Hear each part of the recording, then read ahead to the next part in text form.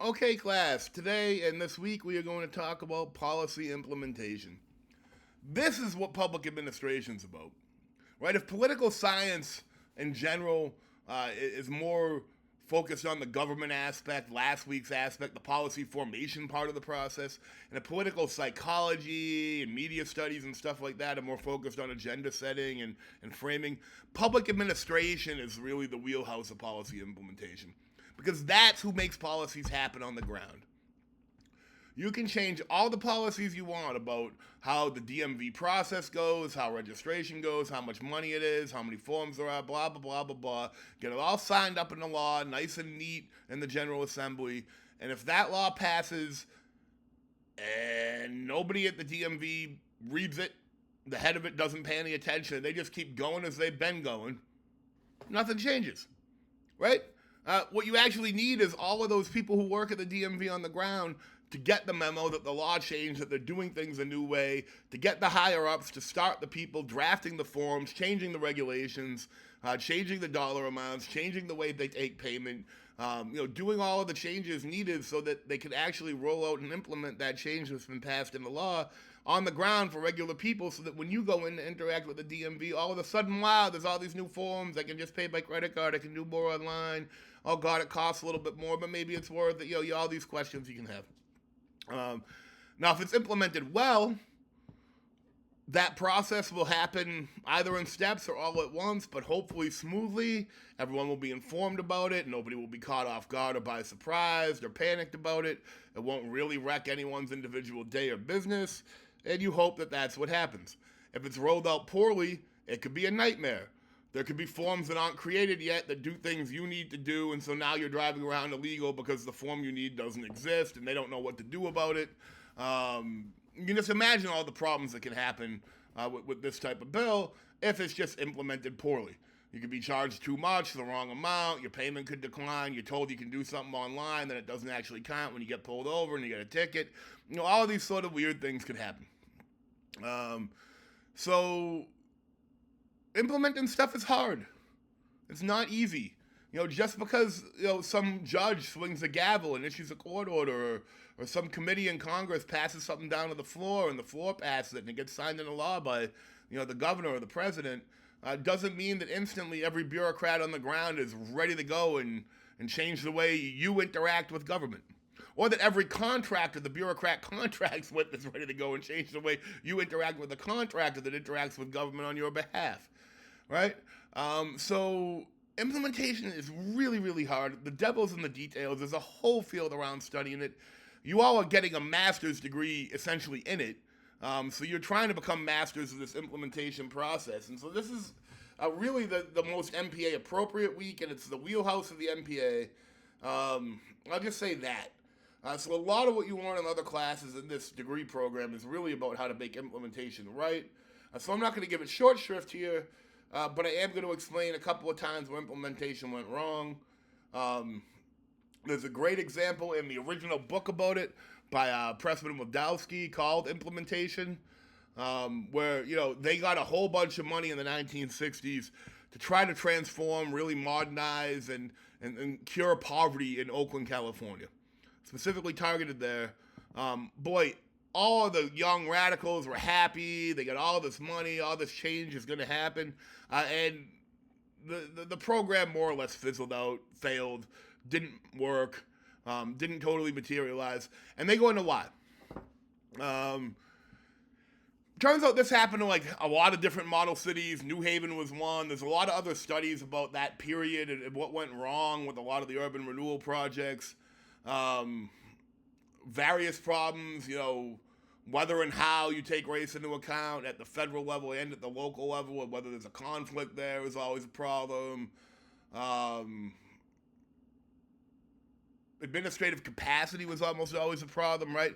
So they wanted to contract all this out, get nonprofit workers. There simply weren't enough nonprofit workers back then. It was a much, much rarer job to have than nowadays. So there weren't a lot of people skilled in administrating nonprofits. And there weren't government administrators skilled in doing it, so they were creating all these new activities without anyone to administrate them and oversee them and set them up. or with minimum staff to do so. It's certainly not sufficient staff. So administrative capacity was a problem.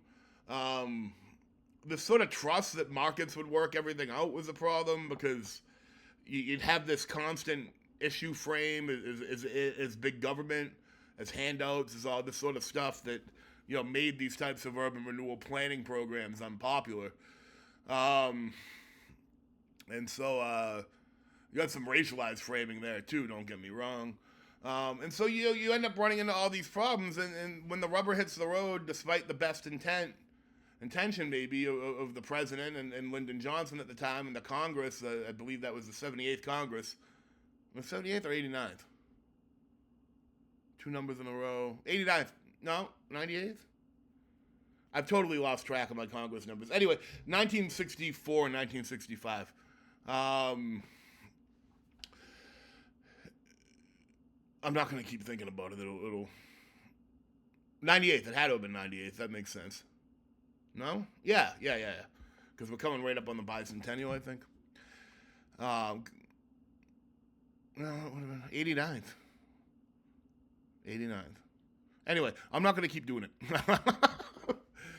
So, long story short, they try to do something good, but there's just not the capacity to pull it off of the ground, to the point where the mayor of New Haven eventually came out and said, if this is a model city, may God help us all. So we had a lot of problems. Just throwing money at them alone didn't fix them, because you actually need the administrative capacity and structure. You need the measurements. You need to be able to evaluate it to see whether it's succeeding or failing. And they didn't quite have solid evaluation metrics. They made it very flexible and very bottom up, which was nice for a lot of reasons, but also led to ambiguous goals, sometimes working at cross-cutting purposes. And ultimately, it wasn't seen as a giant success, even if it did spawn some programs that were successful, like Head Start, for instance.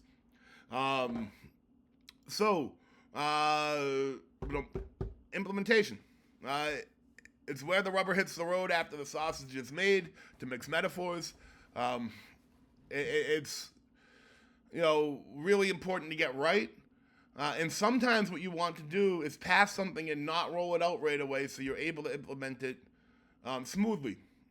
Sometimes when you try to roll out a program too fast, you end up with that really bumpy implementation. One of the problems the federal government has is the federal government actually had more employees 50 years ago than it has today. And the country has twice as many people. Federal employment peaked back in the 1940s.